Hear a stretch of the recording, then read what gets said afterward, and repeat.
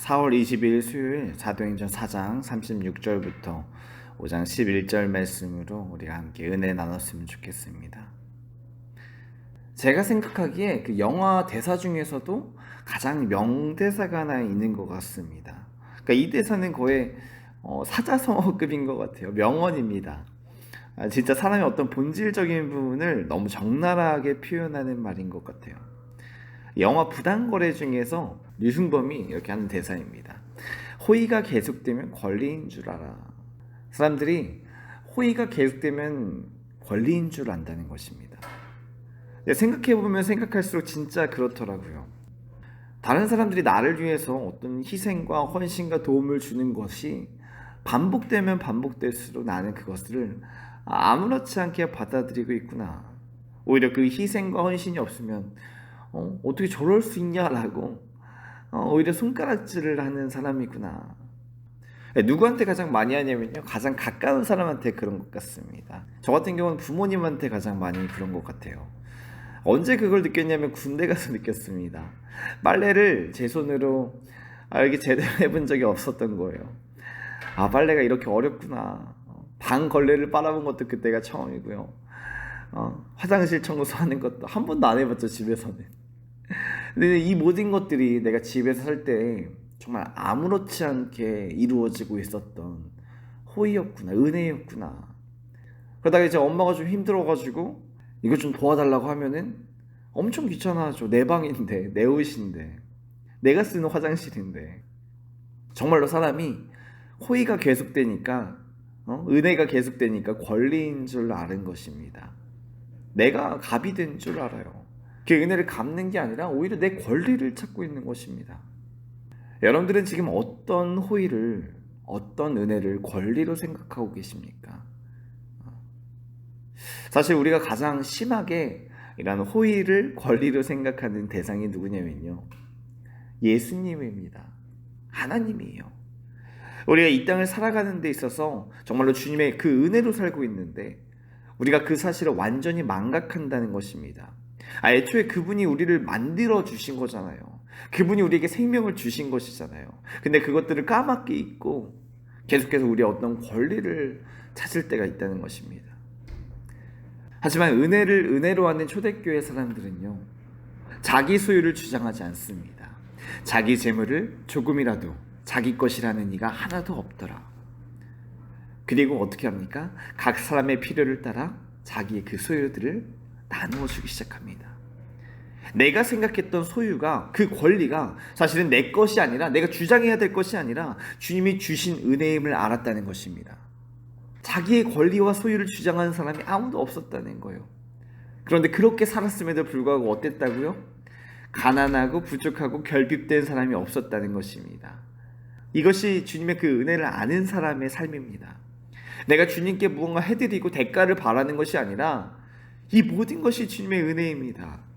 그래서 주님께 내 모든 소유가 철저하게 드려질 수 있도록 내 소유를 내 것이라 하지 않는 그런 삶을 산다는 것입니다. 그 중에 한 사람이 오늘 본문 처음 시작 부분이죠. 4장 마지막 부분, 바나바였습니다. 분명히 요셉이래요. 이 바나바라는 말은 사도들이 그 요셉에게 지어준 별칭 같은 것입니다. 그 뜻이 뭐라고 하죠? 위로의 아들. 그의 삶이, 성품이 그랬다는 것입니다. 이 사람도 마찬가지로 37절에 자기 땅을 팔아 그 소유를 사도들 발 앞에 놓아드립니다. 주님께 맡겨드립니다. 그렇게 사상이 마무리가 됩니다. 근데 갑자기 오늘 5장 시작 부분에 누가 나오냐면요, 아나니아 삽비라 부부가 나옵니다. 초반에 묘사한 이들의 모습은요, 바나바와 그렇게 다를 바가 없습니다. 아나니아라는 그 말의 뜻은요, 여호와는 은혜로우시다, 삽비라는 아름답다. 그러니까 얼마나 여호와의 은혜 가운데 아름다운 부부입니까? 그리고 그들이 바나바처럼 자기의 그 땅을 팔아가지고 그 소유를 올려드립니다. 딱 그 이름을 듣고 겉모습, 지금 보여지는 모습들을 보면 얼마나 하나님 앞에 신실한 사람 같습니까? 그런데 갑자기 2절에 그 값에서 얼마를 감추매 그 아내도 알더라. 얼마만 가져다가 사도들의 발 앞에 두니 그 땅값에 얼마를 감추었답니다. 그러니까 여기서 문제가 되는 건 사실 모두 100% 드려지지 않았다라는 게 문제가 되는 게 아니라 감추었다는 것이 문제가 되는 거죠. 차라리 그 땅을 판 값의 10분의 1을 올려드리더라, 이것도 참 은혜로운 것이죠. 근데 문제는 감추었다라는 것입니다. 이 말은요, 내가 땅을 팔았던 모든 돈들을 하나님께 올려드린 것처럼 그렇게 행동했다는 것입니다.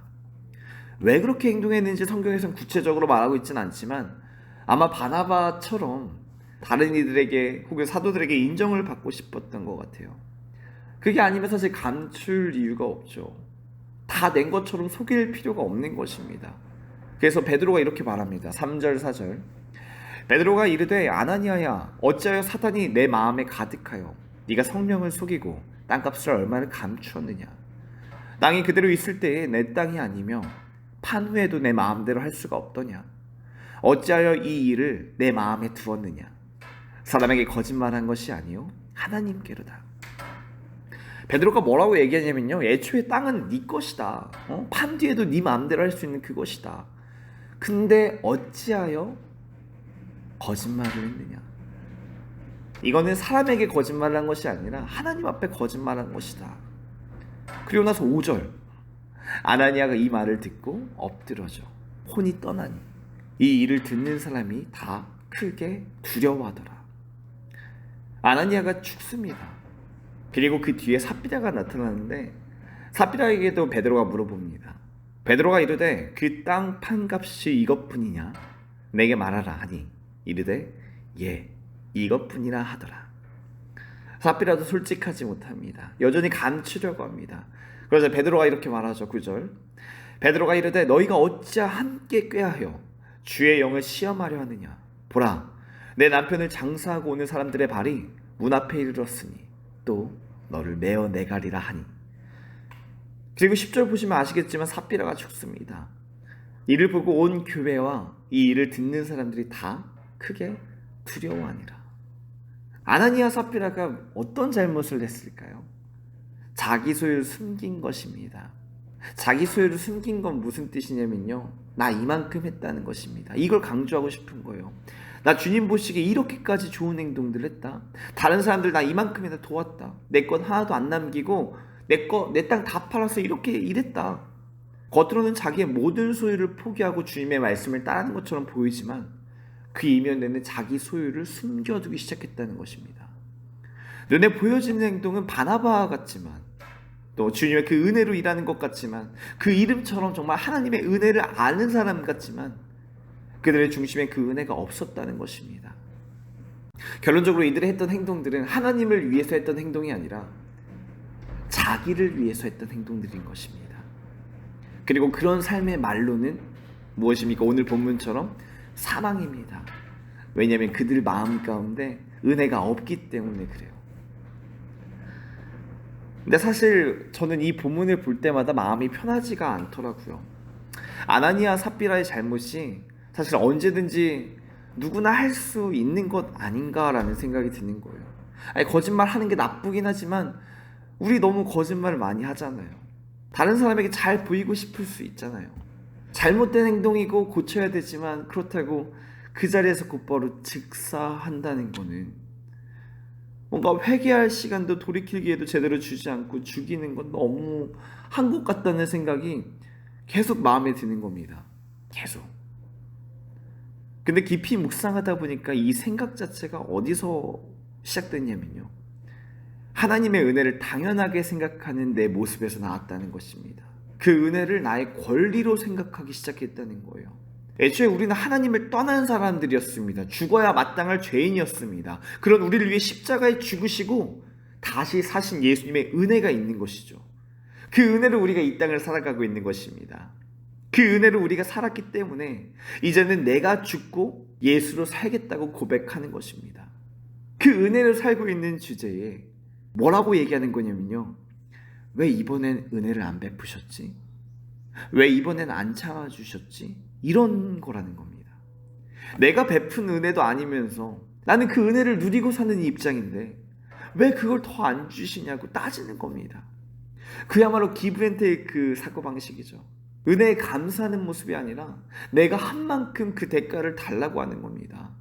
마치 이런 거와 같죠. 내 돈을 하나도 쓰지 않으면서 기부하는 사람들을 보면서 에게 저것밖에 안 해.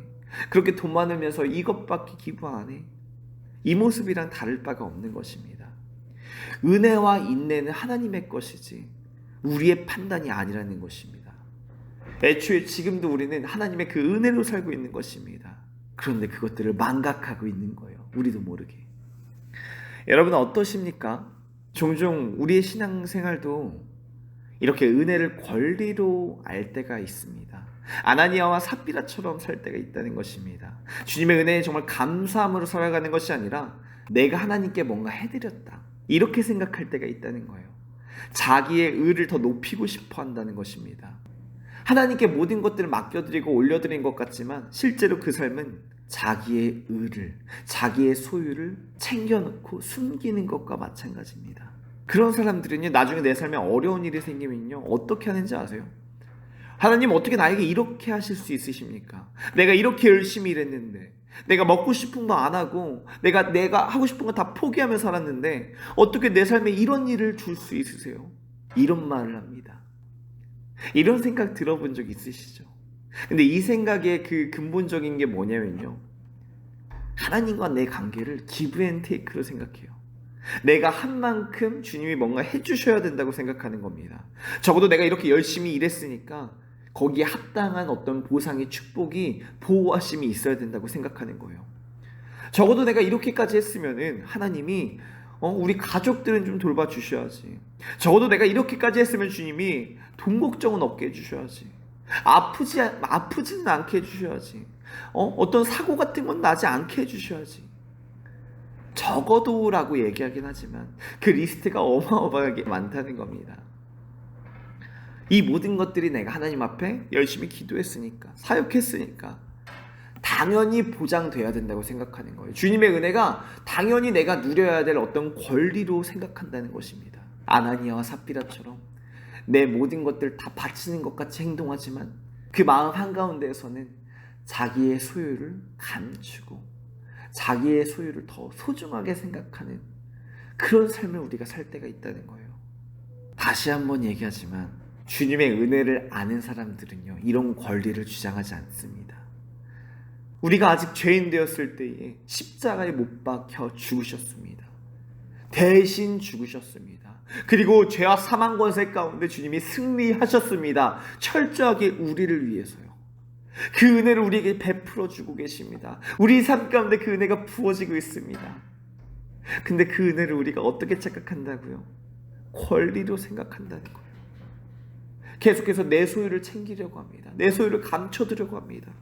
은혜를 아는 사람은 정말 절대로 권리를 주장하지 않습니다. 반대로 은혜를 은혜로 여기지 않는 사람들은, 은혜를 받아들이지 않는 그 사람들은 내 권리를 주장하기 시작합니다. 주님, 왜 이것밖에 안 해주세요? 왜 이것밖에 안 해주세요? 이럴 땐 왜 이런 식으로 행동하세요? 주님 앞에 참견하려고 합니다. 주님을 내 손으로 조정하려고 합니다. 그리고 그런 사람들 앞에서는 구원이 없습니다. 죄와 사망 권세 가운데 구원함을 받지 못합니다. 그 사람의 마지막은 죽음입니다. 아나니아 삽비라가 그 자리에서 죽었던 것처럼 계속해서 우리가 은혜를 권리로 주장할 때 우리 삶의 그 마지막 결말은 죽음이라는 거예요. 우리가 은혜를 은혜로 아는 사람들이 되기 원합니다. 권리를 주장하는 사람들이 아니라 지금 내가 이렇게 살아 숨쉬고 있는 이 모든 것들이 은혜임을 기억하시기 바랍니다. 그리고 그 은혜를 아는 사람들은 주님의 말씀 앞에 내 권리를 주장하지 않습니다. 철저하게 나는 죽고 예수로 살아가기 시작합니다. 주님의 말씀만 붙들고 살기 시작합니다. 오늘 하루도 우리가 우리의 권리를 하나님 앞에 주장하며 살아가는 것이 아니라, 자기의 소유를 감추고 그것들을 위해서 살아가는 것이 아니라, 다른 사람에게 보여지는 어떤 신앙생활을 하는 것이 아니라 은혜를 은혜로 알면서 참 감사함으로 주님의 말씀에 엎드려 순종하는 우리 귀한 예수사랑 청년부 되기를 예수님의 이름으로 축복합니다.